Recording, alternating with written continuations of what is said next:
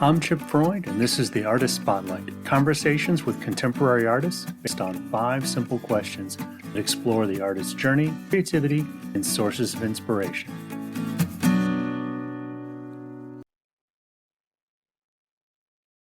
Welcome to another episode of the Artist Spotlight. Today we are joined by Ryan Fox, an award-winning watercolor artist based in North Carolina. Ryan, welcome to the show. Oh, thank you, Chip. It's great to be here. I'd like you to start off by just giving us a sense of what is your current project you're working on, or if you've just finished something, what was that? Well, last month has been mainly about teaching classes. So I just finished teaching a class with Cheap Joe's, a virtual class online, Loose and Fast Watercolor. I'm starting up again a lot of classes at Sonoma Art Center in person since, COVID restrictions are lifting. So I haven't actually worked on any personal projects myself for, about a month and a half or so, but I did a boutique workshop also in South Carolina recently. So my goal this week is just to finish all those, I call them my lost children paintings. I've started like 15 paintings. I haven't finished them. So I've got to knock some of those down a little bit. So I'm just trying to finish some of that work. I'm glad to hear there are others that have unfinished projects lying around. As I've talked about before, this show is really all about our 5 questions. So without any further ado, let's roll into that. What is your earliest memory of making art of any kind? Oh, I've always done art. Like I remember just being in elementary school, and art class was my favorite class. And one of my earliest memories is my teacher chose me to do a project. We were doing Egyptian sarcophagus drawings, and it ended up going down to the museum in downtown Denver. And I think that was maybe 2nd or 3rd grade. And I've always loved art. And again, that was my favorite class. And, I was the kid in class when they should have been paying attention, was always drawing things out, spaceships blasting people, Conan, the Barbarian, just, all the Marvel characters. And I was that kid in class who wasn't paying attention to the teacher and was just drawing stuff. Okay. So little did they know where you would end up. No. Well, your current media is watercolor, but I don't think that's where you started. What brought you to watercolor?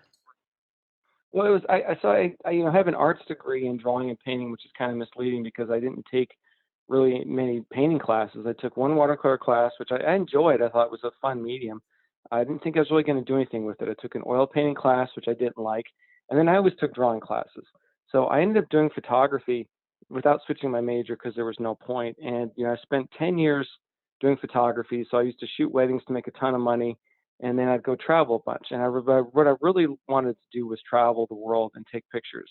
And so I've had the luck to visit a lot of different countries, and get all these great resource images. But I didn't realize that 10 years later, digital photography kind of killed the travel photography market. And I wasn't making much money doing that anymore because they could literally just hire somebody in Cambodia for $10 a day to do the same thing I used to charge a decent amount for. Mm-hmm.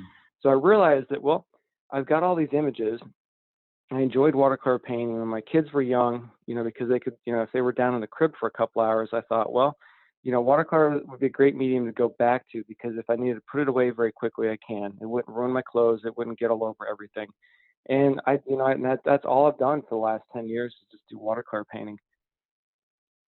So it was kind of like a roundabout. So I did watercolor in college, didn't do any of it for 10 years, then went back to it again in 2011. All right. But your photography still plays a role because they're the source images in many cases for your watercolors? Oh, always. Yes. Yes. And photography certainly helped me as a painter because it's always about composition.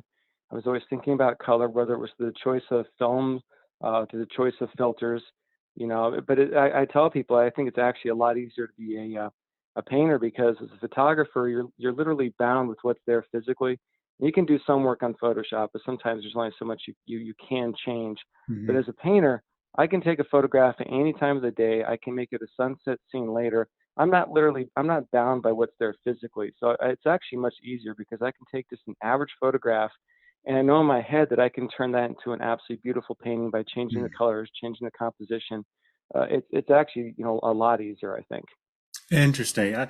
As a fellow photographer, I often have conversations with people about sort of the art side of it, and people are immediately trying to compare photography with painting. And I actually say in the initial process, it's actually more akin to sculpting in that it is a reductive art.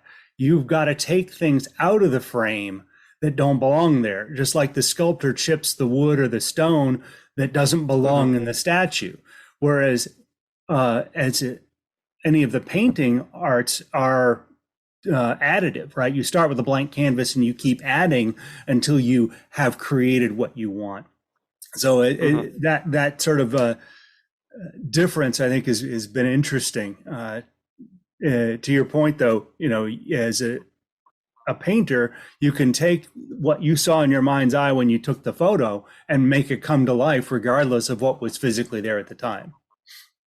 Yeah, and I think that's what's so much fun about it. And it's really interesting too because I'll take a resource image and I'll do a painting of it, and 4 years later I'll go back to the same image and I'll create a completely different painting using the same resource image because I can change the colors, I can change the techniques. So I can go back to these same images again over and over again and reinterpret them differently, which I think is really entertaining because the photograph, once you shoot it, it's pretty much it is what it is unless you do work on it digitally later on Photoshop or an image editing program. Oh, that's it. Very interesting. And in addition to, different lights, different time of days, you're bringing a different self to it, right? You've had different Mhm. experiences, so you're going to bring something else to that creative process. Interesting. Yeah, it's fun. I mean, I have just you know behind me here in my studio, or this is my office at home, I have two filing cabinets of nothing but 35 millimeter slides. And there are slides which I can't even get to the bottom drawers right now. There are still slides I've never even touched that I photographed almost 20 years ago that I've got to clean that out and get into there because, like Tibet, for example, I don't have any paintings of Tibet. I was there 20 years ago. I've got a bunch of pictures. I'm going to have to get down into there and reinterpret them as I want to. But and of course, my other problem is that as a photographer, turned, artist, I keep taking more and more pictures with the intention of doing these paintings. So I just have just hard drives upon hard drives of images waiting to be painted, and I keep adding more to it instead of catching up. Well, that's, I think, the nature of the beast. Yeah. Which I guess is a nice segue to our next question. What inspires your art? Where does it come from for you? And that's people ask me this all the time, and it can be as simple as just looking at like back in the day when I was a stay-at-home dad, when I was with my kids, I'd be reading, books to my kids at night. And and children's books are fantastic illustrations. Lots of times they're done in watercolor. And I'd be looking at all these illustrations while I'm reading the books, and I would think, oh, I like that use of color. This is giving me inspiration for another painting. Now I have to find the image I want to use for it. So sometimes it's the use of color. Sometimes it's a certain technique that I see. I'm a big fan of Instagram, so I can look at different pictures. I save all those pictures. And when I'm trying to think about what's going to happen for my next painting, I'll go through lots of these pictures, or I've got lots of books at home also. I go through these until something strikes me. It could be composition, it could be color, it could be a technique. And when I find something that strikes me, then usually an image pops into my head, and I'll say, hey, I'm going to go back, I'm going to paint this photograph in this manner. So it could come from almost anything really. And I never seem to have a problem with, getting ideas for future paintings. The hardest part for me is just finding the time to sit down and actually fulfill those ideas Hmm. and try to realize those ideas. Yeah, the rest of the business of being an artist, as well as a father and the rest of life, tend to sometimes get in the way of those things. It does, yeah. It can make it difficult. Though I have to admit, COVID's been interesting because no one's been sick. Because none of the kids have really been in school until they've been vaccinated until recently. So, I haven't had to deal with that lately. But we just were all stuck at home last year, which Hmm. was had an interesting set of challenges too. True, true. Well, I think you're in an interesting position to provide some advice to artists just starting out, wherever they are in their life. I was a late artist, if you will. Others have been doing it, since childhood. But what advice would you give to artist starting out on their career? Well, and this is something that I teach marketing classes on how to sell your work. because one of the things that I think that, artists hurt themselves the most because they don't necessarily value the work that goes into a painting. It doesn't matter if a painting takes you 45 minutes or not. You've also done this 1,000 times before this, and that's why you can make a 45-minute painting. So, with artists, lots of times you have to learn to price your artwork properly. If you have gallery representation, or if you have a studio place where people can come into it, that's fantastic. But that's literally just one place in a world of how many billion people. So, if you want to be able to sell your work and market your artwork, you have to know how to get it out there. And that's one thing I'm always talking about. Don't sell it cheap. Digitize copies if you can. If it's something that can be digitized, three-dimensional work, of course, sometimes you can't do that. But you have to learn how to market yourself and be in a lot of different places at once, because not that many people are going to come into your studio on any given day usually. But if you're in all these different places, just a little bit here, a little bit there, it all kind of adds up together at the end of the year, and it gives you a decent amount of income, and that gives you the ability to do the things you want. So that's what I'm always working on. And it's not all about painting. There are sometimes weeks where I don't paint at all because I'm really just working on either workshops or marketing my artwork or getting pictures of my artwork for marketing. So that's the stuff I do in the morning. It's you don't have to do it every single day, but that's what I do in the morning while I'm drinking my coffee. I do a couple hours of social media. I do all my internet marketing. I do my emails back and forth. And then at noon, what I can do is then I can go into the studio and I can actually create artwork. So sort of segmenting life in saying this is the business time and then this is the creative time.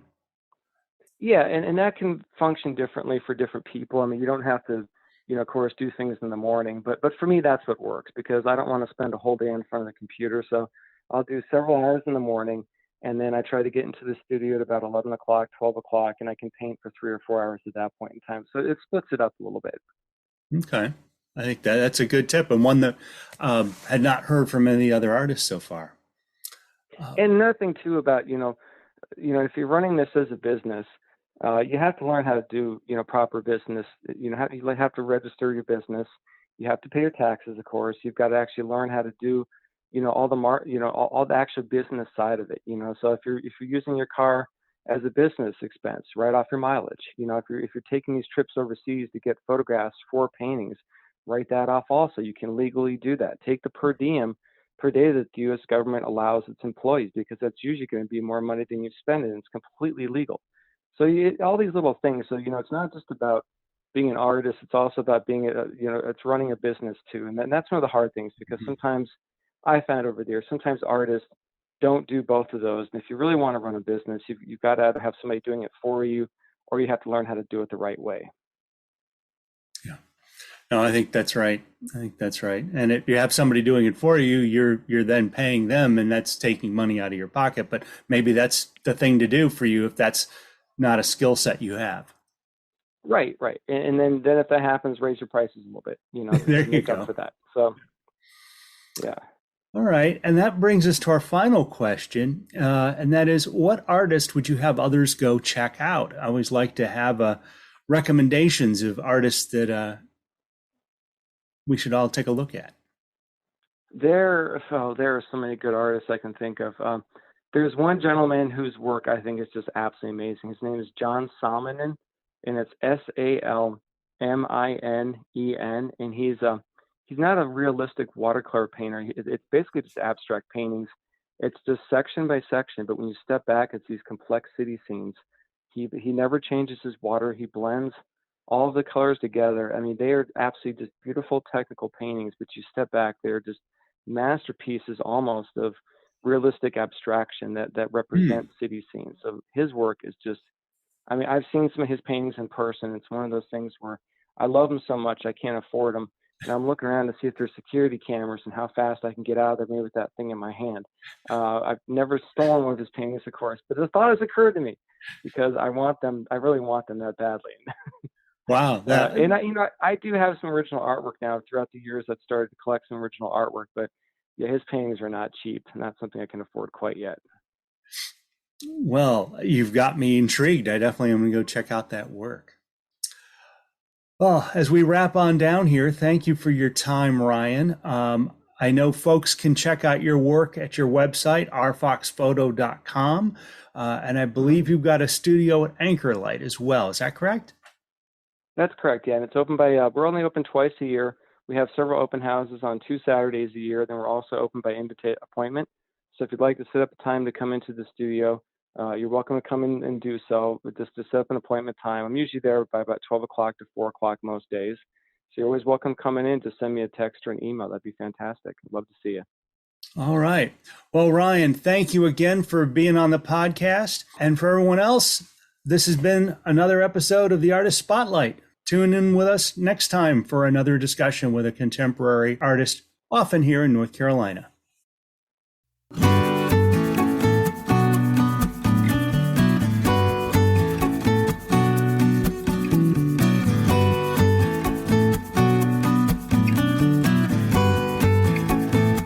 Thank you for joining us. This has been the Artist Spotlight with Chip Freund. Find accompanying blog posts at chipfreundphoto.com/blog, and you may subscribe to our show on Amazon Music, Apple Podcasts, Spotify, or wherever you like listening.